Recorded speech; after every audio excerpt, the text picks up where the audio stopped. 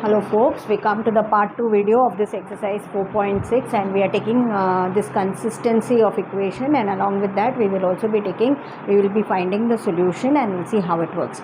So in this case we have written quite a lot and kept here. The given system is that way.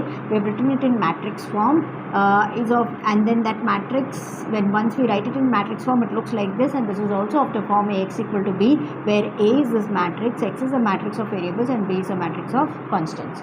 So we've got all this. In order to check whether it is consistent, it's enough if we find out the determinant of A. So let's find the determinant of A. The determinant of A over here, 5 times 6 3s are 18 plus 10. 1 times 12 minus 25. Then 4 times minus 4 minus 50. Let's check what comes. This is 28 into 5, 140. This is minus 30. And here it is minus 19. Minus 19 into 4, I suppose it is 76. 9 4s are 36, yeah. Minus 76. How much will this come? This will come to 6 and 3, 9 and 8. So 140 minus 89. Let's check how much is that. 10 minus 9, 1, and this is 13 minus 8. It's 5. So this comes to 51, not 0. And therefore, the system is consistent. We are checking for consistency. So the system is consistent. That's about it. So we get across doing this consistency. This is how we have the consistency. Next question, it's not only consistency, you have to also find the values of x and y. So it's one step ahead of what we have done earlier. 5x plus 2y equal to 4 and 7x plus 3y equal to 5 in matrix form is that we have just written and kept. We are supposed to be writing it in the exam. We have to start right from there. In matrix form it is this. So that is of the form Ax equal to B, where what are all these values? A for us is, luckily it's a 2 cross 2. So 5, 2, 7, 3. Matrix X is a matrix of variables x and y. B is a matrix of constants 4 and 5. Now we have to start finding the values.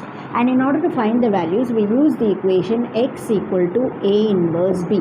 B we already know, A inverse we don't know. The moment we find out A inverse, we will be able to find the value of x. How do we find A inverse? It's nothing new to us. We know that A inverse you can find once you can find the adjoint.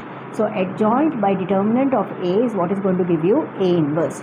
Now how do we get across doing all this? Adjoint we know, we are finding the adjoint by first finding the minus, then finding the cofactors. So all that procedure we have to repeat. So let's start right away by looking at the minus. A11, A12, A21, A22, and gradually we will convert it into cofactors. A11 is 3, A12 is 7, A21 is 2, A22 is 5. Now when we are converting it into cofactors, this will become minus and this will become minus. That's about it. So that is what is going to give you the adjoint. Adjoint is 3 minus 7 minus 2, 5. You've got the adjoint. Now to get the determinant. Determinant you could take anyhow. Maybe you can take A11. That's one's own wish. Probably you could take A11, A11. That's, as I said, one's own wish. Or you take the conventional determinant formula and find out that way also. It's okay. Both ways, whatever suits you, we can take it up. So A11 for us it's 5, and capital A11 it's 3. A12 for us it's 2, and A12 is minus 7. Like that, this is 15 minus 14, value is 1. Luckily for us, determinant of A is 1, so it doesn't contribute much. Therefore, finding A inverse is really easy. A inverse is adjoint of A by determinant of A. Determinant of A is already 1, adjoint we have found. It is 3 minus 2 minus 7, 5. Now we have to find x, which is A inverse B.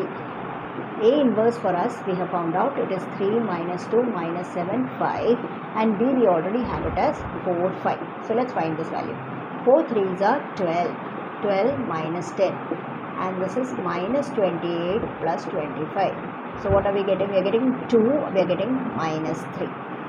We can cross check the values and check whether it is correct or not. Yes, 2 and minus 3 is correct. X we know is made up of x and y.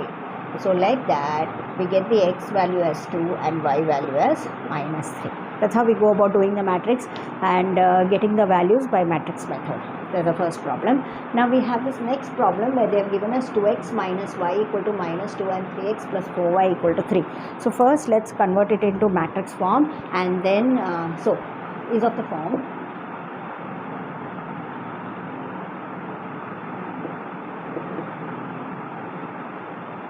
in matrix form is 2 minus 1 3 4 x y equal to minus 2 3 is of the form ax equal to b, where what is the a value? It's a matrix 2 minus 1 3 4.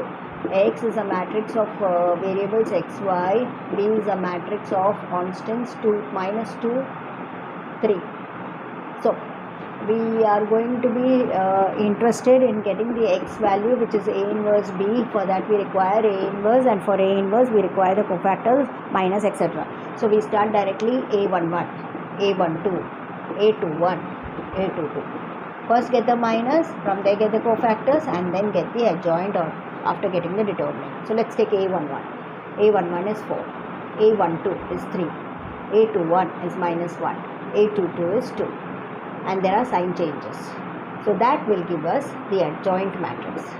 Adjoint matrix is 4, minus 3, 1 and 2. Determinant of A with whatever that I think a11, that previous formula only will be okay.